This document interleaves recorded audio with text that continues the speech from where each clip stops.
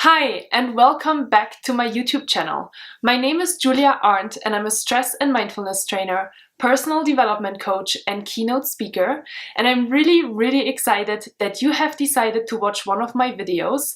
Today, I'm going to speak about road rage and what you can do to calm yourself while driving, because a lot of us are sitting in the car many hours during the week to drive to and from work, to pick up our kids from school, and to run errands. So road rage is a very common thing that we all experience. And today I want to talk a little bit more about what you can do in order to calm yourself down and decrease your stress levels. And before I jump in, just a little reminder to make sure to subscribe to my YouTube channel. You can do that right down here. And make sure that you also hit that little bell, because if you do, you actually receive notifications on your YouTube channel when new content is online. And I'm posting new videos every Monday and every Friday. Okay, so with that said, let's jump into road rage and what you can do in order to be less stressed while driving. And it's a really common theme, and I have had this question so many times when I'm speaking in front of large audiences, and I think it's a really good question.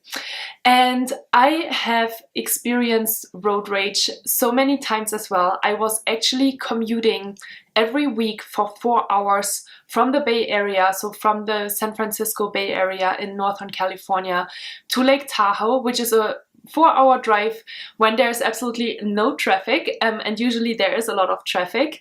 And so I was really used to driving a lot, and I was not really happy about traffic jams and heavy traffic because I just sat on the road so many hours during the week.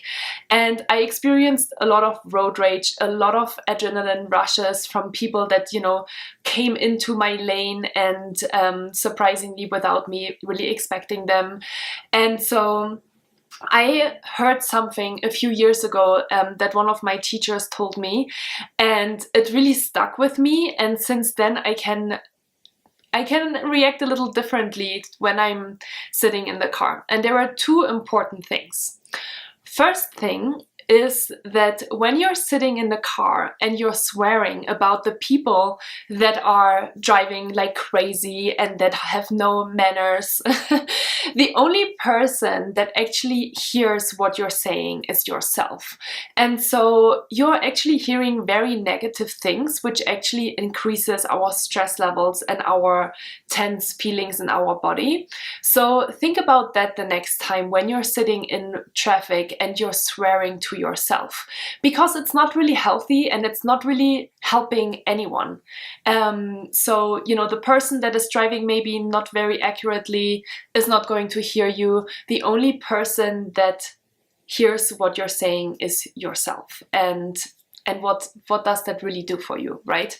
It just probably makes you a little bit more angry. And so this is the first thing. And then the second thing that really stuck with me was that everyone that is driving is just a human being. And every single one of us has certain reasons of why we might be driving fast, or why we are rushing somewhere, or why we are frustrated, and why we are swearing sometimes, or showing certain hand signals to other drivers. And for me, thinking about it that way made a huge difference, because I could feel more compassion towards other drivers, because at the end of the day, I was sitting in traffic as well, and I just wanted to get as quickly as possible from my workplace to home.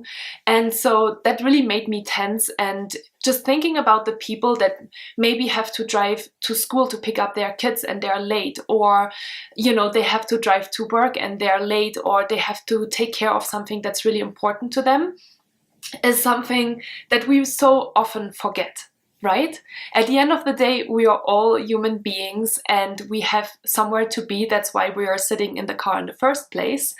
And so that was really powerful for me to just kind of be more relaxed about the whole situation, and to tell myself, hey, everybody is just trying to get somewhere, and from me swearing and from me being tense, traffic is not going to go faster. So yeah, so I hope you can a little bit identify with that as well. And obviously there are crazy drivers on the road. Like sometimes I still people that just kind of weave through traffic, and yes, it always makes me a little bit angry to see that, because I'm thinking to myself, hey, like this is really dangerous. It's a really dangerous driving style, and you're probably risking your life and the life of others with that. But again, you don't know why that person is doing that. You don't know what's going on, and just swearing to yourself is not going to help you. It's just simply not going to help you. So think about my words the next 2 times you're sitting in the car. So 2 things. Number 1, the only person that hears you swearing is yourself, and it's not going to help you be more relaxed. And second of all, be a little bit more compassionate with the other people in the car, because they're just trying to get to somewhere as well. So just that awareness is obviously a huge piece of stress management, to just be aware that you're feeling tense and you're feeling, you know, tight in your body, and maybe you have a shallow breathing because you're feeling stressed and tense, is absolutely normal. So just make sure that, you know, you're taking a conscious breath while driving and be like, okay, this is kind of a tense situation right now, but there's nothing I can do to accelerate the process. So I'm just going to sit here and be mindful of that. And then just listen to a podcast or listen to some music that relaxes you. Do something that relaxes you, you know? And yeah, I hope this has been helpful for you. If you have any further questions for me, any comments, maybe things that you are doing in order to be more relaxed while sitting in traffic, let me know. I can certainly always learn from all of my listeners, and I wish you a wonderful week. Thank you so much for being here. With gratitude, Julia.